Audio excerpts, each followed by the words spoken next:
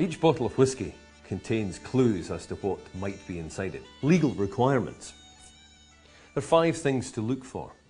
The maker's name, whether there's an age statement or not, the alcoholic strength, the legal definition, and any other indication as to what style the whisky may be. Let's have a look at each bottle in turn. Here I have a bottle of bourbon. I can tell this is bourbon. It says Kentucky Straight Bourbon Whiskey. Straight bourbon is a legal definition. Straight whiskey in America means that it is a minimum 51% of the main ingredients. So straight bourbon whiskey is minimum 51% corn. If this said straight rye whiskey, it would be minimum 51% rye. If it said straight wheat whiskey, minimum 51% wheat. The other definition as far as straight whiskey goes is that it must be aged in brand new, heavily charred oak casks. One little word, but it means a huge amount. The other thing to look for is the alcoholic strength. 45% alcohol by volume, or in American proof, 90 proof. American proof is basically double the percentage volume. Americans like to do things bigger. And obviously the brand name. In this case, Buffalo Trace. There is no age statement on this. It's not compulsory to have an age statement. And age doesn't necessarily mean quality. It's simply an indicator of what might be in the bottle. As far as this bottle of bourbon goes, here we have another straight bourbon, but here's an indication of what style this bourbon may be. For around the top here it says single barrel, which means it has come from a single barrel. In fact, the label is full of information about what this barrel was. This was dumped. The barrel was emptied, in other words, on the 20th of April 2009 from barrel number 300, stored in warehouse H on rick number 28. It is 46.5% alcohol by volume. This is also a Kentucky straight bourbon whiskey, so we know the legal definition of why it has got that appellation. And obviously, it's got the maker's name, in this case, Blanton's, with the racehorse on top. Single barrel. Next bottle is coming from Ireland, so you've got the E in the label. This is 43% alcohol by volume, and it is 12 years old. Now, under all whisky definitions, if there's an age statement on the label, this refers to the youngest element within the blend of whiskies within the bottle. There may be whiskies older than 12 in here, but if you're going to put an age statement on it, it refers to the youngest component part. So the youngest whisky in this bottle of Jameson Special Reserve is 12 years old. It's Irish whisky. And then underneath here, we've got a little bit of indication as to what style of whisky it is. It says pot still character. That's Irish pot still, that mix of malted and unmalted barley which is being used. And obviously, the brand name, in this case, Jameson. We'll move on to Scotch whisky here. Different definitions of Scotch whisky. Here we have a bottle which says blended Scotch whisky in gold writing down there. There is your legal definition. Blended Scotch whisky means this is a mix of single malt whiskies and grain whiskies brought together. There's no age statement on it, but again, there doesn't have to be. And the alcoholic strength on the back here, 43% by volume. And the brand name, the famous Grouse. No other indication as to what style of whisky it is. It says a marriage of finest Scotch whiskies matured in seasoned oak casks, but that's a definition of Scotch whisky. Our next two whiskies are also Scotch whiskies, but these are single malt. Let's have a look at this one. The Macallan, single malt. Highland single malt Scotch whisky. There's lots of clues in here.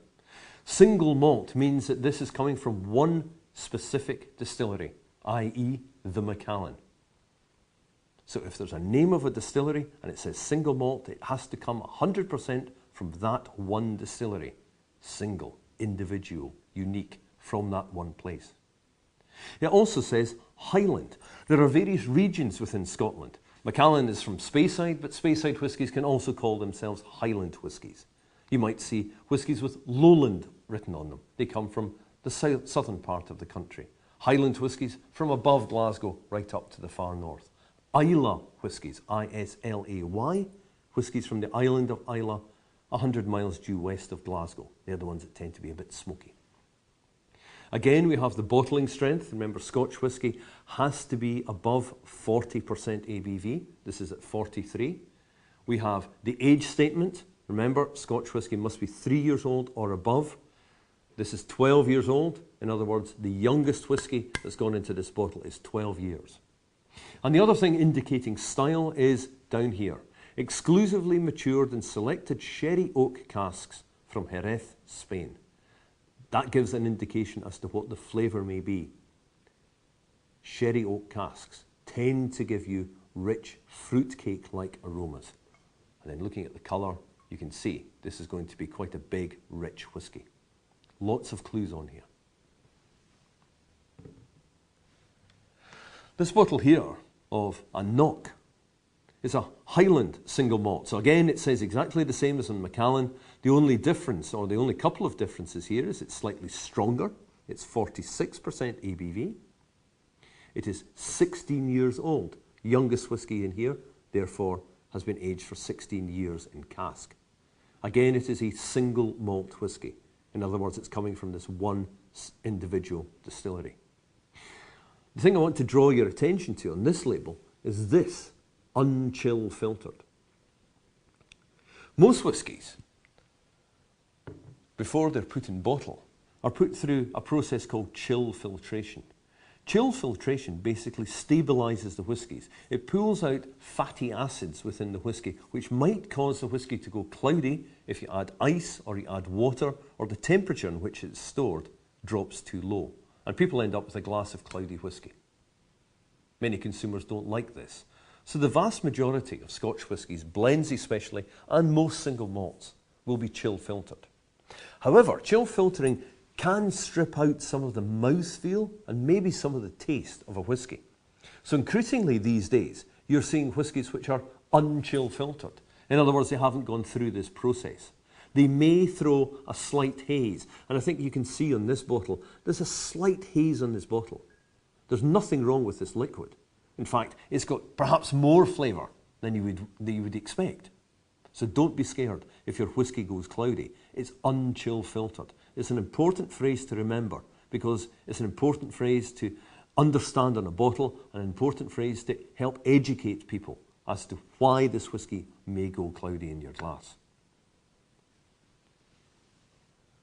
And of course, the other thing about these two is they're single malt whiskies. And when you see malt on the label, it means it's made from malted barley exclusively. And our final whisky category, our final whisky style, is a very small one, but it's a small one which is growing. And the indication is up here. It is single grain whisky. This is a South African bottling. This is Bain's Cape Mountain whisky, bottled at 43%. I don't think Cape Mountain is a definition as yet, but it could well become a legal definition. But there's the brand name. The important thing here is this, single grain whisky. So rather than being a malt whisky, which we've seen with the Macallan and the Knock, made from malted barley, this is made from grain. This is made from corn. This will give you a different style of whisky. It'll be softer and sweeter and more gentle.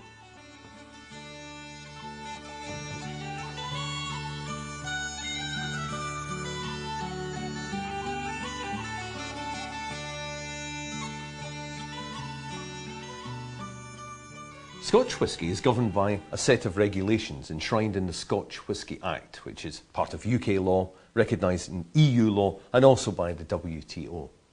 It's there to ensure that all distillers are conforming to the same set of rules. Let's have a quick look at what they cover. First of all, it has to be made from cereal, specifically from water and malted barley.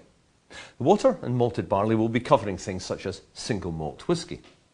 But it also states that other cereals may be added to this.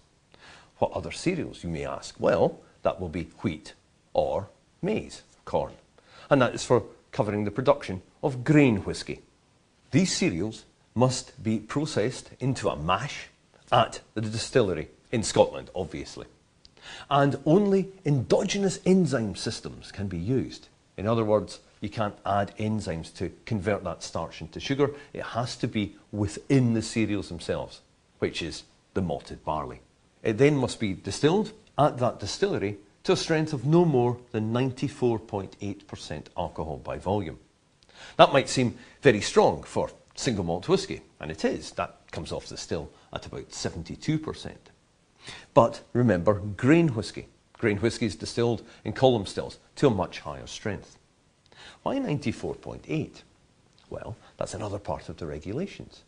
The spirit must derive its flavour from its base ingredients. In other words, it can't be neutral. It has to have flavour. So flavour is actually being built in to all of this process. The other part of the regulations concerns maturation. The spirit, new make spirit, or plain British spirit as it's legally known, must be aged in warehouses in Scotland for a minimum of 3 years before it can even be called whisky. It has to be matured in oak casks. The oak type isn't specified, but the wood type is. It must be oak. And the size must be under 700 litres. These days, 3 different sizes of barrels are used. American barrels, which are 200 litres, hogsheads, which are 250 litres, and sherry butts or puncheons, which will be 500 litres. Occasionally, you will find a slightly larger cask, which is called a gorda or a fat boy, and that is 700 litres. The reason for this maximum size of cask is to stop unscrupulous distillers, which of course do not exist in Scotland, simply pouring all their new make whisky into a vat the size of a room, which is made of oak. You won't get any interaction between wood and spirit. It'll just be a neutral holding vessel. So by restricting the size to 700 litres, you are actually building in flavour compounds. The whisky then can be bottled at no less than 40% alcohol by volume, and in a recent change to regulations, all single malt whisky has to be bottled in Scotland. The only addition which is permitted is a use of spirit caramel. This isn't to sweeten up. In fact, spirit caramel is bitter. Adding too much would make the whisky bitter. But adding spirit caramel will be used to standardise colour, so that consumers aren't confused if one batch is very light and the next batch is dark, or so on. Very, very tiny amounts of spirit caramel will be used to tint the colour up. It does not affect flavour.